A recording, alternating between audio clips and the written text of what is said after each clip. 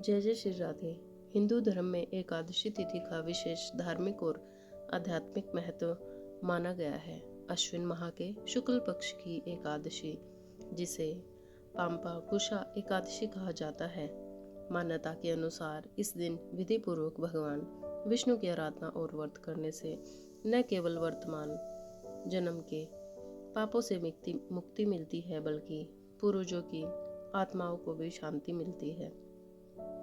यह भी कहा गया है कि इस व्रत के प्रभाव से पीढ़ियों तक के पापों का नाश होता है और व्रती को धन, सुख और समृद्धि की प्राप्ति होती है। जो भक्त सच्चे मन से व्रत रखकर भगवान विष्णु की पूजा करता है, उसे मोक्ष की प्राप्ति होती है।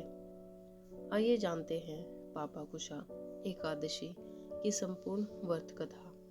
धर्मराज युधिष्ठिर कहने लगे कि हे भगवान, अश्विन शुक्ल एकादशी का क्या नाम है?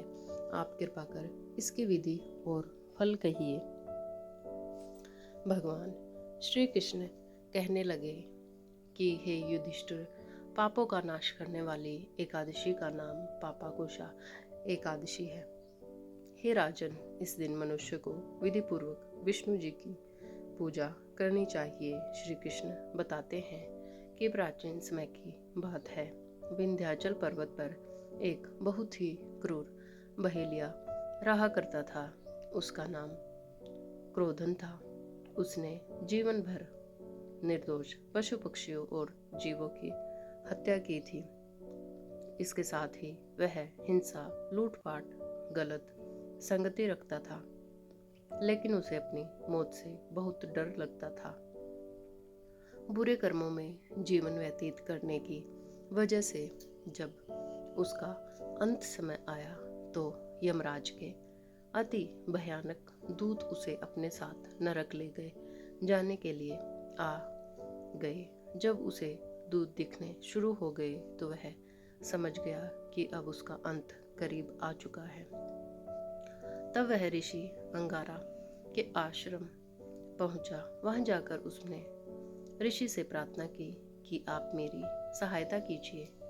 तब ऋषि अंगारा ने उनसे कहा कि पहले तुम यह संकल्प लो कि तुम श्री हरि की शरण में हो, और फिर अश्विन मास के शुक्ल पक्ष की एकादशी तिथि यानी पाम्पा कुशा एकादशी के दिन व्रत रखना। इससे तुम्हारे सारे पाप नष्ट हो जाएंगे, जिससे तुम्हें नरक नहीं भोगना पड़ेगा। ऋषि के कहने पर क्रोधन ने इसी विधि से व्रत किया।